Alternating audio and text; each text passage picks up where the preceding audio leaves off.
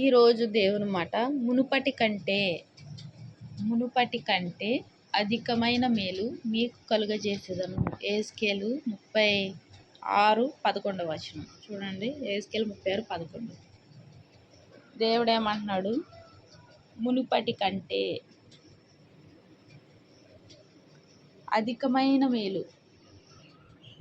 గతించిన కాలంలో ఆయన ఇప్పటి వరకు ఎన్నో మేలులు చేశాడు.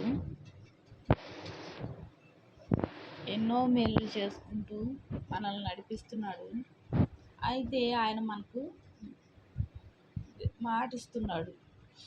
మునుపటి కంటే, ఇదివరకు చేసిన వాటి అన్నిటికంటే అధికమైన ఎంతో గొప్ప మేలు కలుగు చేస్తానంటున్నాడు. మన జీవితంలో ఆయన చేసే దేవుడుగా ఉన్నాడు.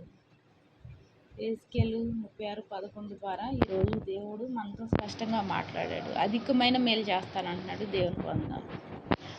మహాప్రేమ గల తండ్రి, కృపగల నాయన, నీకే వందనాలు, స్తోత్రాలు చెల్లించుకుంటున్నానయ్యా.